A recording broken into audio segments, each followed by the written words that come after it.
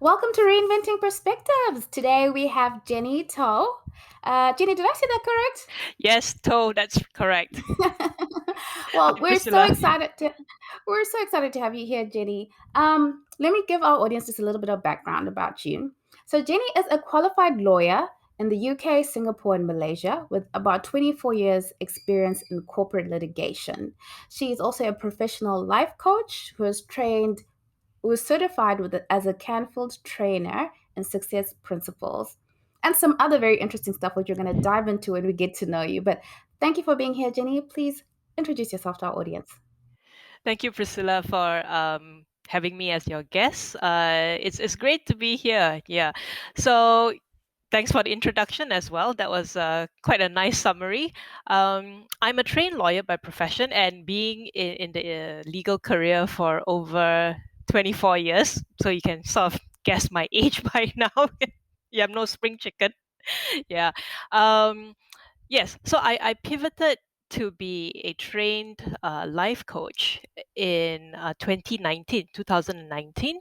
That was because I felt that if I didn't go into coaching, it was something I would regret for the rest of my life. So, backtrack a bit. I was working as a legal counsel in a local bank as a mid level manager.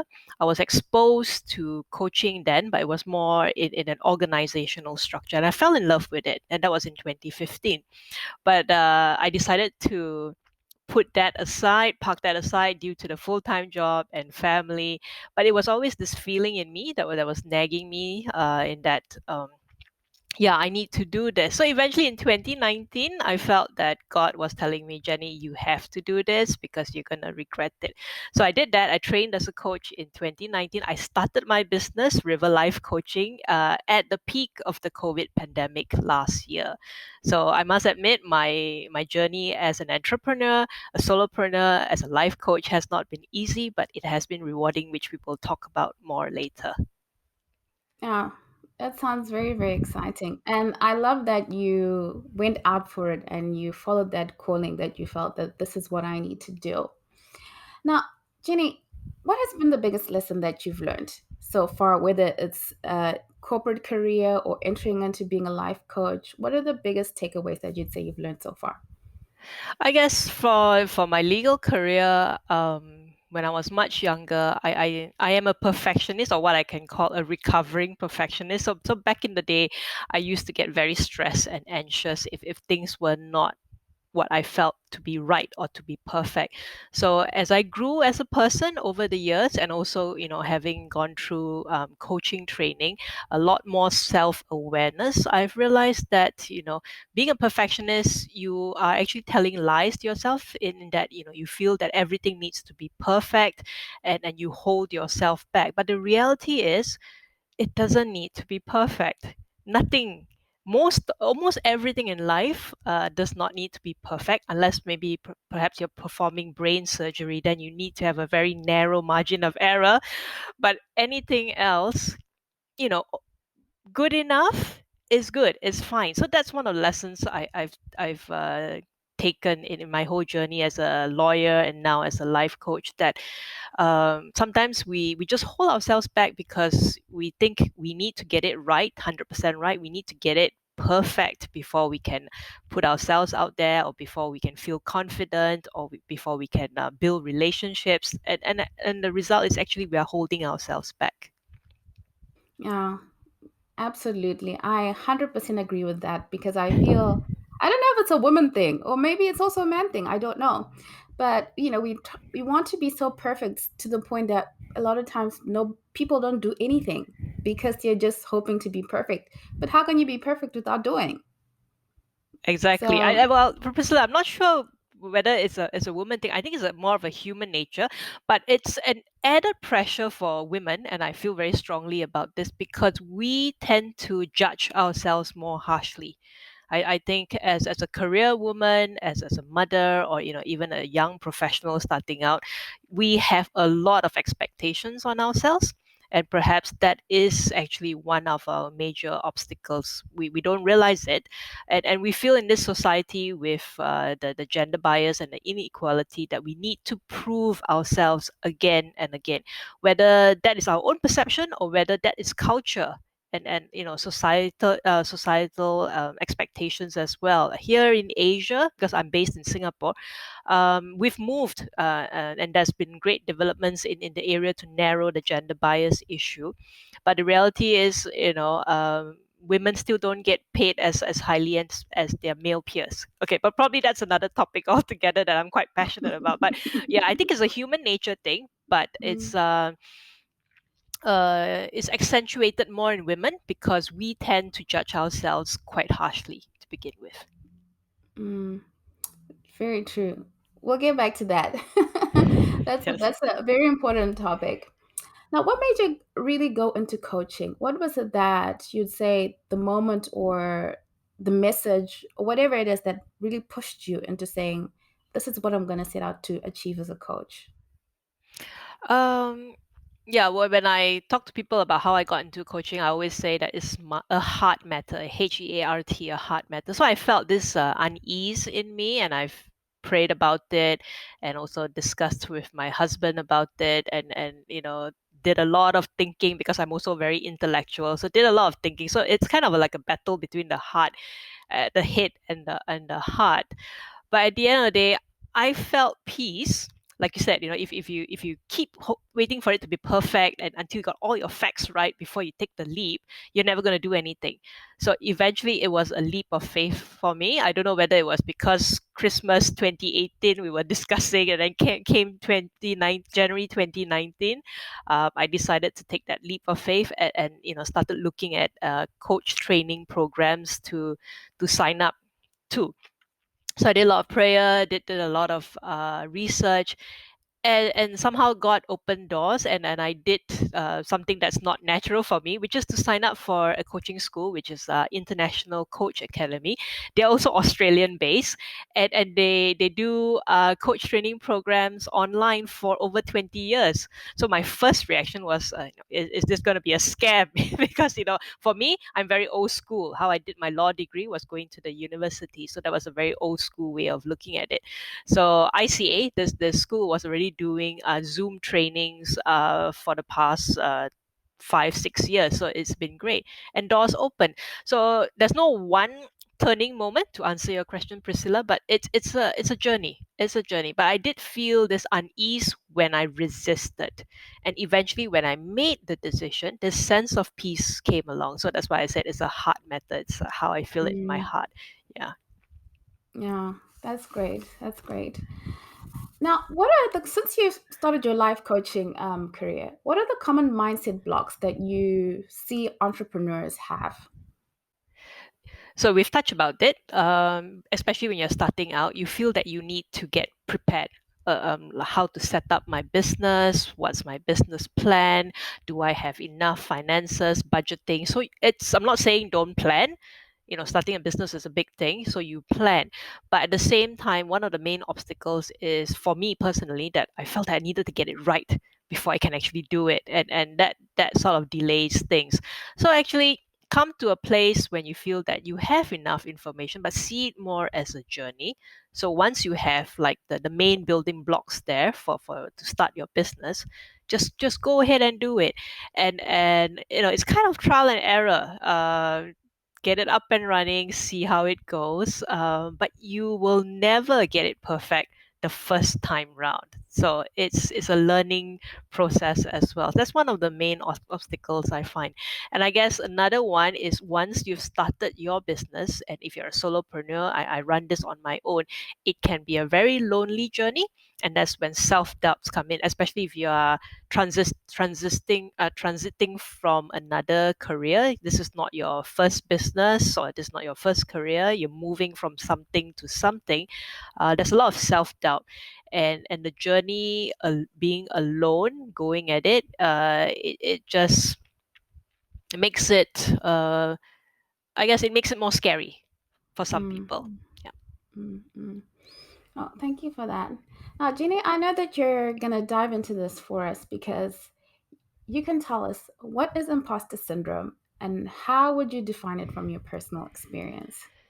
I would say imposter syndrome is the feeling that one, you're not good enough, or the fear. So one, I feel, so it's an inward thing. I feel I'm not good enough. So that's one aspect of imposter syndrome. The second one is your fear that others will find out that you're not good enough. So it's two layers. One, you feel you're not good enough, and another one is others will find out that you are a fraud.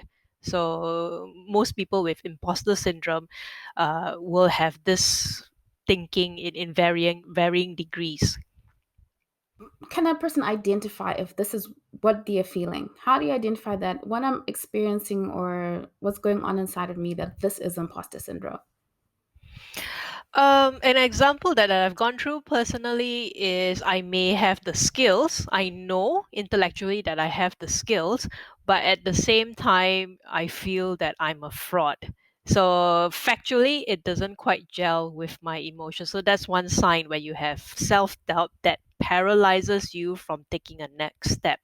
And also, as a lot of people who go through imposter syndrome are also how shall I put it, perfectionists, or they have high expectations of themselves. So although they know what they're supposed to do, they hesitate, whether it's in a corporate organization, they hesitate to put forward their best piece of work, to speak up in meetings, to contribute, even though they know their stuff and they may be seen as experts. So they hold back because they feel that others might eventually find out that they're a fraud if their output is not good enough. Yeah, so that's one of the two examples that I can think of. Now, how do you overcome that, Jenny? Because, like you said, there's nothing wrong with you, the person. You know your stuff. It's just the way that you're perceiving things, but you've got your stuff in order, right? How do you overcome that um, paralyzing that you get from imposter syndrome? Well, the first thing is to recognize that you do have this feeling and that you do have this fear. And then I like to say, take a helicopter view of things. Sometimes when we're so busy, we're really engrossed in what we're doing, we don't see clearly because we're too involved. So float yourself above it so you can think of helicopter, or you're floating up in a hot air balloon, or what some people like to say, a fly on the wall. Pause whatever you're doing when you start to feel these feelings. So firstly, you will know that these feelings come up if you're aware of your sensations in your body. Like when I get stressed, I know that my shoulders tense up. So it differs from people to people. So when I feel a certain tension, that's like my trigger to say, okay, Jenny, what's going on here? Then I float myself up, or I take a helicopter view of things and then look down. So let's just say it's doing a presentation. So I will look objectively as though I'm another person floating up, looking down. And it's like, okay, I've actually done the prep work. I have actually prepared. I know what I'm doing. So where is this coming from? So it helps if you take yourself out of the situation and evaluate it objectively. Yeah. So that's more like for a specific task. I guess overall, if it's just a sense that I am an imposter throughout my life and all that, then you need to go deeper and really question yourself, how true is this?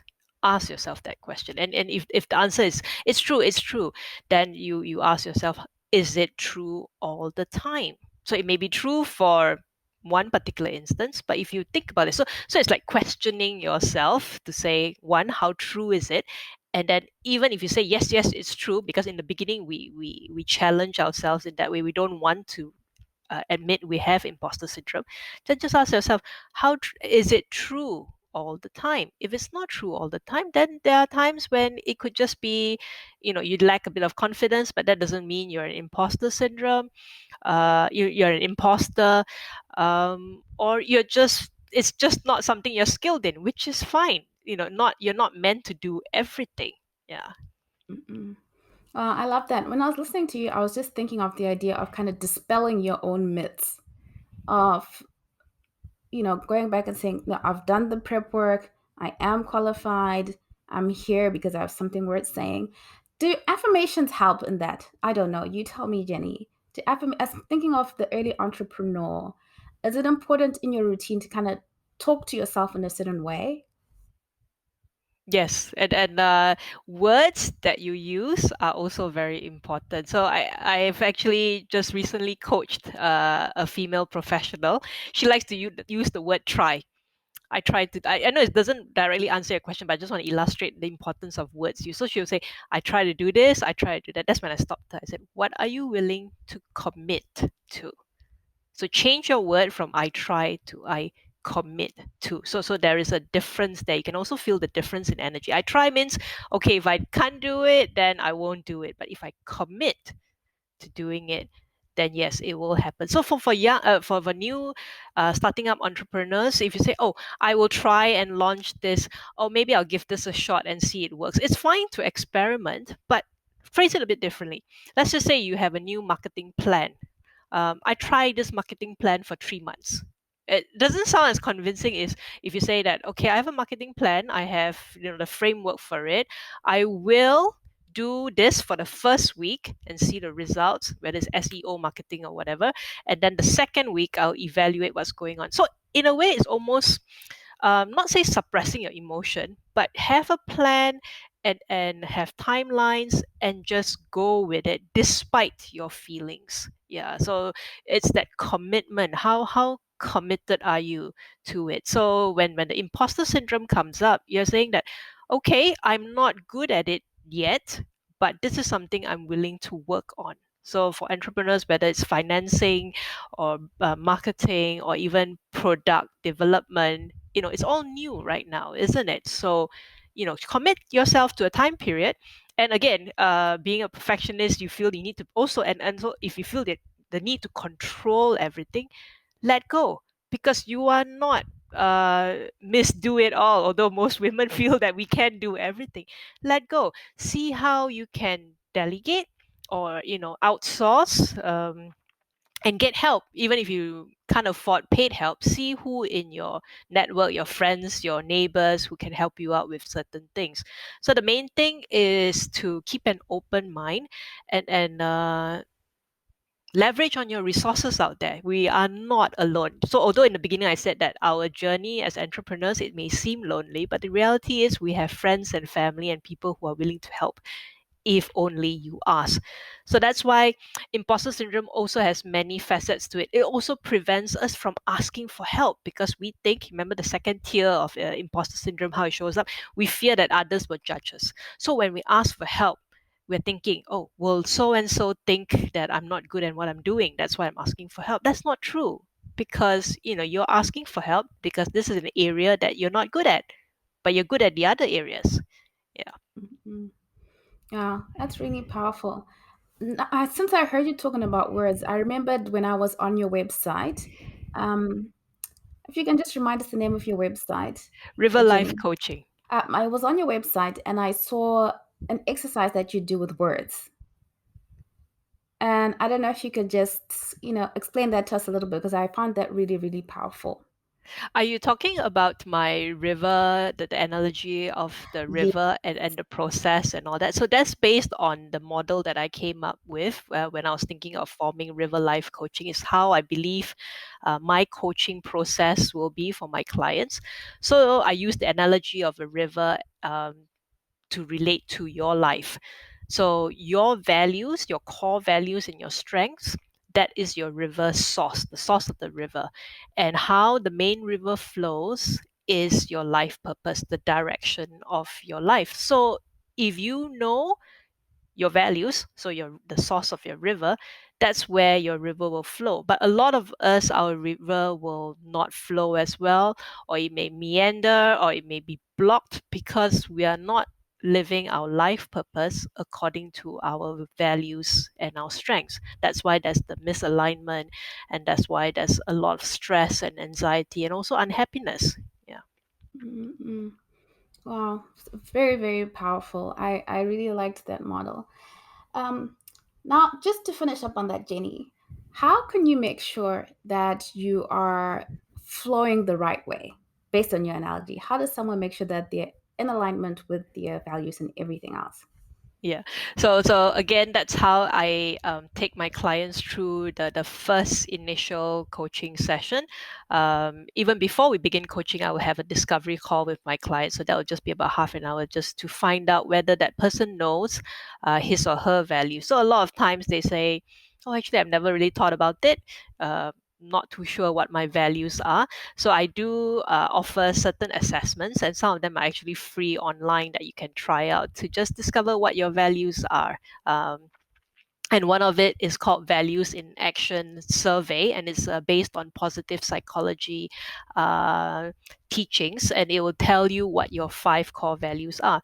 So once you discover your values, then we will talk about how you want to, whether it's an area that you intend to work on, just say it's career. So how is your current career sitting with your values? So let's just say you're a person whose value is love. That means, you're very open, and you love people in general, but you're in a job where you're not interacting with anyone. I don't know, I'm an introvert, so there are times where I need my quiet time. But let's just say your value is love, and you enjoy interacting with people and reaching out, but you're in a job that's basically, I don't know, dealing with information or data, and there's a misalignment there. So if you want to tweak your current job without changing, see how you can open up and get more interactions with people. That even just changing a few tasks might make you feel happier, because not everyone wants to change their jobs. But if someone is thinking of pivoting out from their current role to another role, then see what their core values are and what their strengths are. Yeah, that's powerful. Thank you. Thank you for giving us that, Jenny. That's really, really powerful. Now, to jump to a different topic, Jenny, how can a new entrepreneur stay mentally fit? Because, like you said, you're starting out as an entrepreneur. It's highly stressful. There's all these things you haven't done before. Self doubts and things can just creep in. How, any tips or routines to how we can stay mentally fit as early entrepreneurs? Yes, good question. And how does someone stay mentally strong? So think of the analogy as, how do you keep yourself physically fit? So if you exercise once a month, it won't keep you fit. So you need to do your if you're a jogger, you need to jog regularly, and if you like going to gym, you need to exercise regularly. That's how you get physically fit. So for mental fitness, you need to practice, have certain routines that you practice daily. So for some people, it could be just meditating. For believers, we spend time with God, and we spend time in prayer, whether it's the start of the day or the end of the day. So develop routines that are consistent. So in terms of mental fitness, prayer is good, journaling is good, meditation is good.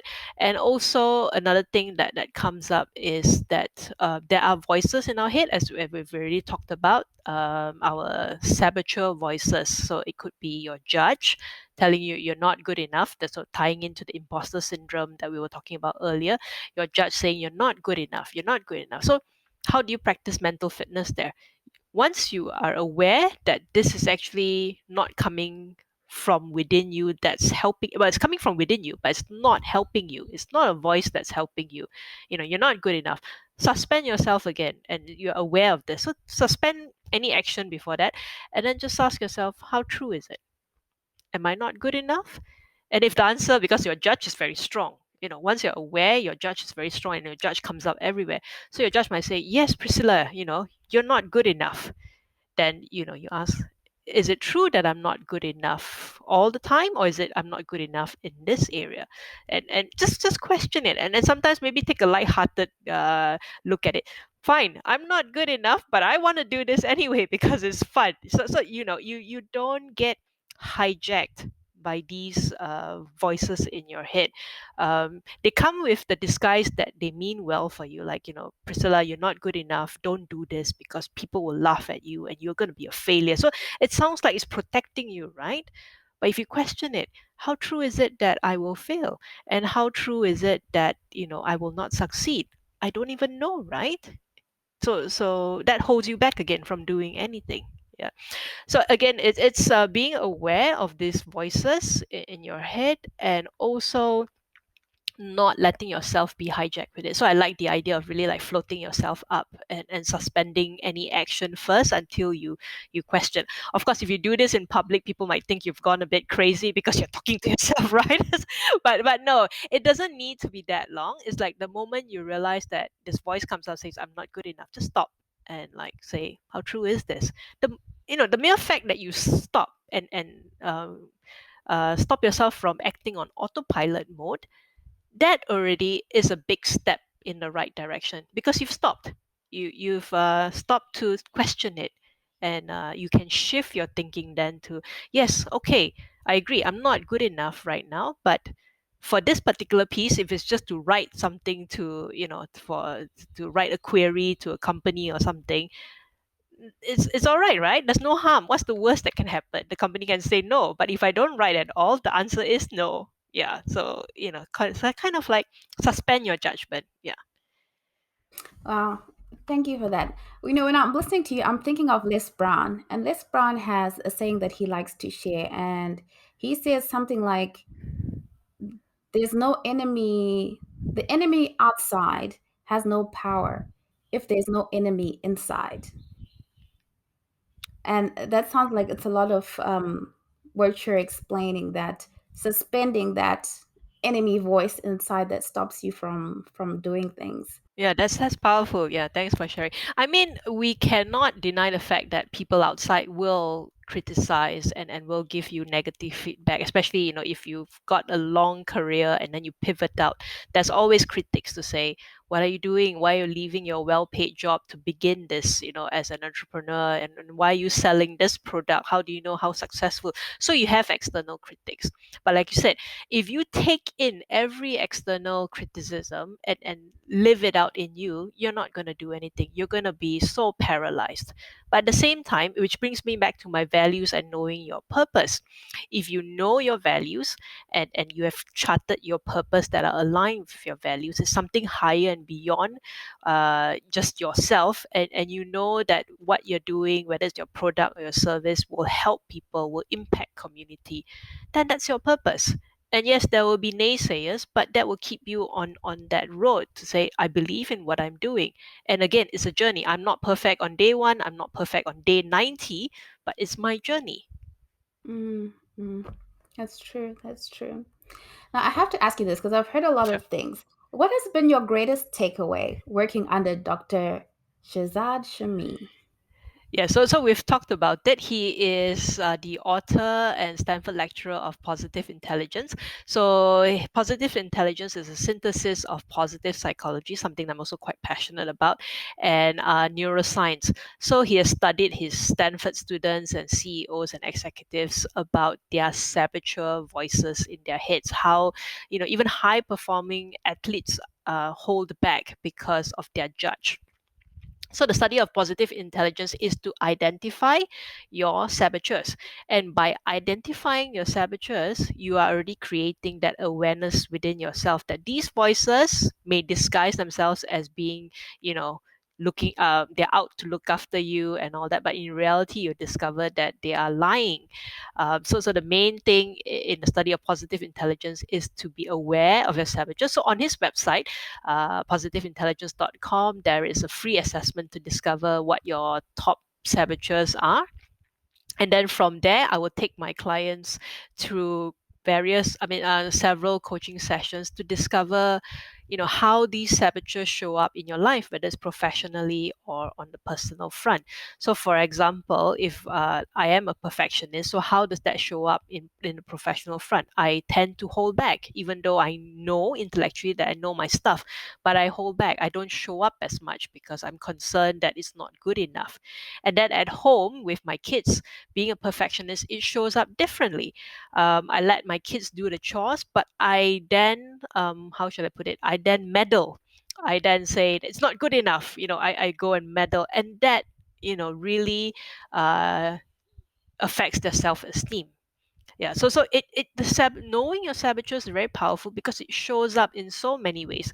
But once my clients realize their saboteurs, they say, "Oh, Jenny, it's showing up everywhere. What am I going to do?" Because once you're aware, it's like that. I want to buy a red car, then I see a red car everywhere, right? So you know your saboteur, you're a perfectionist. Then it shows up everywhere. What are you going to do about it? So same thing, once you're aware of it, you know it's not really your true essence, your true self. It's just this voice. Either you were brought up with it, or it's through your life experiences. So again, ask yourself, how true is this? Or, I know you're there. I don't want to listen to you because I want to do this, and I know it's my purpose to do this, being, an entrepreneur, and doing what you're meant to do. So that's why it's very important to know your purpose and the alignment of your values, and to recognize who your saboteur voices are. Yeah, this is so impactful, Jenny. This is the audience is really just gonna gain a lot from this, because even as I'm listening to you, I'm thinking, even look at CEOs and people we look up to. That these people, they almost seem like super people because of what they've accomplished, and yet still they're trying to break through away from those sabotaging Yes. voices. And a lot of times, because we're not aware of them, we accept them as Yes. true. Yes.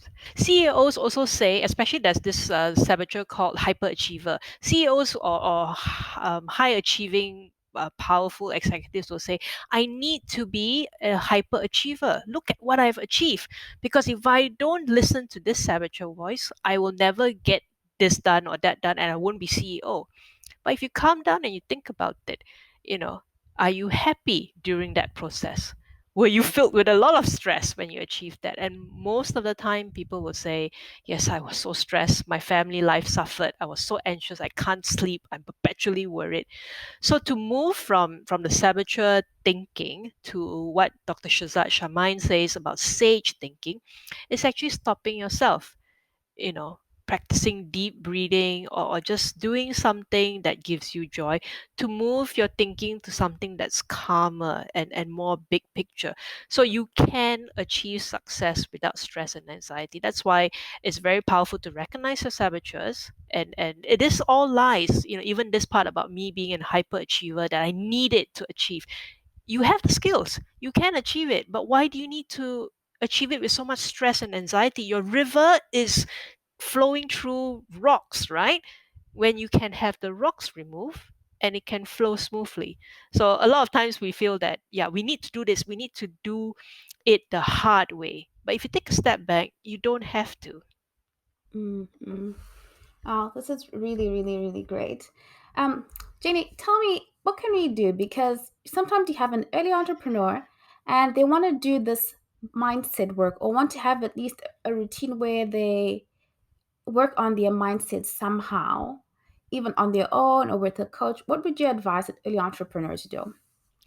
PQ. So PQ is positive, short for positive intelligence. So I'm a PQ coach, and I offer a 6 weeks mental fitness training program where we use a phone app that Dr. Shamain's team has developed. So it's a phone app that pushes through short exercises, similarly, like deep breathing, or closing your eyes and hearing the sounds around you. So these are things that you can do on your own.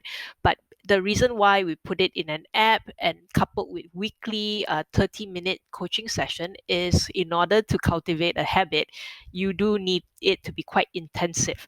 So research has shown that between 6 to 8 weeks of doing it daily, that's when you have the habit to do these practices, and to build your mental muscles. Mm-hmm. Thank you for sharing that with us, Jenny. Jenny, one quick question before we move on, because since you did mention that, what would you say about people often say, like, if you can't push your mind through a limitation, it means you can't do it? Would you say that's true, or what would you say about that kind of a statement where people say, well, if you can't see it, then you can't do it? Good question. I want to say that, if God intended this to be your purpose, you will do it. It's our own fear.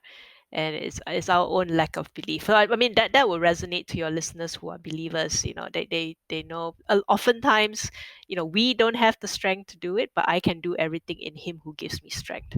Yeah. So, but for entrepreneurs who are not believers, and who share a different faith, when you say, if I just see it, I can do it. So the main thing is to focus on your purpose. Yes, there will be obstacles, there will be challenges, but if you truly believe this is your purpose and this is what you want, and oftentimes your purpose is stronger if you can see it impacting those around you. So it's more like a bigger purpose than yourself, and you feel that you are an instrument to live out that purpose. Yeah. So in that sense, you can do everything, that is aligned with your purpose, and be prepared to be flexible, and take u-turns or even pivot off another road, as long as you feel that it's right, it doesn't compromise your values. So I would hesitate to say that, just based on normal human abilities, that I can do everything. But if you strongly believe in your purpose, that will be your compass to chart your course. Yeah. Mm, great. Jenny, we usually end with these last two questions. This has been Okay. an amazing, amazing, amazing episode. Our last two questions are always, what is the number one book that you would advise for an early entrepreneur to read that you feel would help them in some way?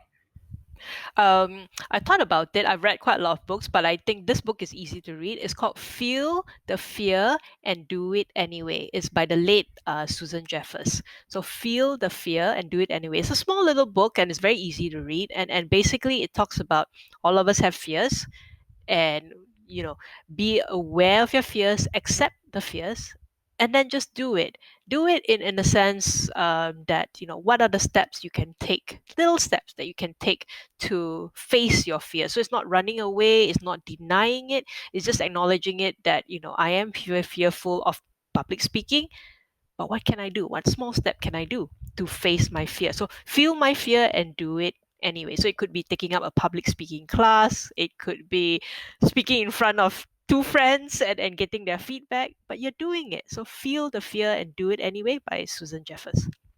Oh, thank you for that recommendation. Now, Jenny, to end off our conversation, what has faith meant to you on your journey? It's been everything. Even on my website of River Life Coaching, I put this verse, Ezekiel chapter 47, verse 9, where the river flows, life abounds. So I know that context is the river of life.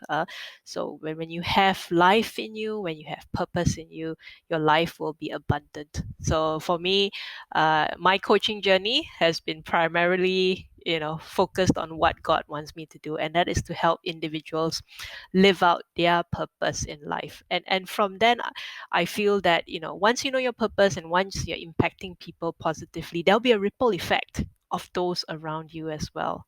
Yeah. Oh, that's amazing. That's a really great message to end of this conversation.